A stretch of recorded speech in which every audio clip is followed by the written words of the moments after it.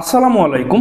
আপনি কি জানেন বাংলাদেশ সেনাবাহিনী প্রধান জেনারেল ওয়াকারুজ্জামান প্রতি মাসে কত টাকা বেতন পান এবং সেই সাথে তিনি আর কি সরকারি সুযোগ সুবিধা এবং ভাতা পেয়ে থাকেন?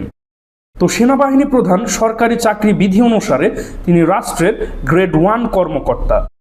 আর বাংলাদেশের ওয়ারেন্ট অফ প্রেসিডেন্স অনুসারে সেনাবাহিনী প্রধান এবং যে 3 বাহিনী প্রধান অর্থাৎ সেনা, বিমান, নৌ এই 3 বাহিনী প্রধান তাদের পদমর্যাদার ক্রম হচ্ছে 12তম, যেটা অনেকটা মন্ত্রিপরিষদ সচিব এবং প্রধানমন্ত্রীর মুখ্য সচিব সমপর্যায়ের।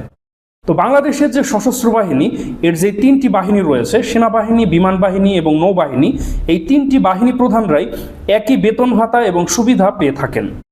তো সেনাপ্রধানের যে বেতন ভাতা এটা নির্ধারিত হয় সরকারের একটি আইনের মাধ্যমে, সেটা হচ্ছে প্রতিরক্ষা বাহিনী সমূহের প্রধানদের নিয়োগ বেতন ভাতা এবং অন্যান্য সুবিধা সংক্রান্ত আইন 2018 অনুসারে।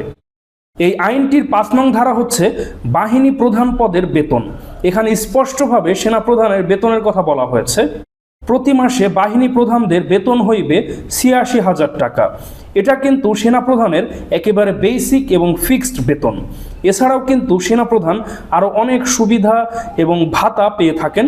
সব মিলিয়ে তার প্রতি মাসে বেতন কিন্তু প্রায় 1.5 থেকে 2 লক্ষ টাকা হয়ে থাকে।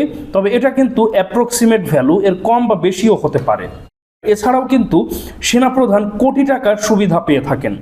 আর সেনাপ্রধান বিলাসবহুল বাসভবন পেয়ে থাকেন, সেই সাথে ভ্রমণের জন্য একাধিক গাড়ি এবং ড্রাইভার, আর সেই সাথে হাই সিকিউরিটি আর খুবই উন্নত মানের ফ্রি ট্রিটমেন্ট তো রয়েছেই। এছাড়াও সেনাপ্রধান রাষ্ট্রের ভ্রমণ সুবিধা পেয়ে থাকেন। তো সেনাপ্রধান হিসাবে তিনি যখন বিভিন্ন রাষ্ট্রে ভ্রমণ করে থাকেন সেই ভ্রমণ কস্ট কিন্তু সরকারই বহন করে থাকে। এছাড়াও সেনাপ্রধানের বাসভবনে বিভিন্ন অতিথি যখন আপ্যায়ন করা হয় সেটাও কিন্তু রাষ্ট্রীয় খরচেই করা হয়। এছাড়াও সেনাপ্রধান একজন সেনা সদস্য হিসাবেও স্পেশাল কিছু ভাতা পেয়ে থাকেন। এটা কিন্তু অন্য কোনো সরকারি কর্মকর্তা এই ভাতা পান না। যেমন জীবনের ঝুঁকি নেওয়ার জন্য সেনা সদস্যরা একটা রিস্ক অ্যালাওয়েন্স কিন্তু পেয়ে থাকেন।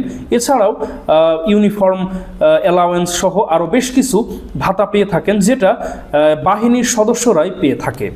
তো সেনাপ্রধান বেতনের বাইরে যে সকল বিশেষ সুবিধা পান, তো সেটা হিসাব করলে কিন্তু সেটা কোটি টাকার সুবিধা তিনি পেয়ে থাকেন, যেটা কিন্তু মাত্র 1.5 লক্ষ বা 2 লক্ষ টাকার বেতন দিয়ে কিন্তু সম্ভব নয়। এটা রাষ্ট্রীয়ভাবে সেনাপ্রধানকে এই বিশেষ সুবিধা দিয়ে থাকে। আর সেনাপ্রধানের মূল ফিক্সড বা বেসিক যে বেতন সেটা হচ্ছে 86,000 টাকা।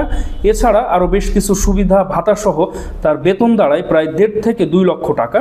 তো এটা কিন্তু একটা অ্যাপ্রক্সিমেট ভ্যালু, এটা কম বা বেশিও হতে পারে।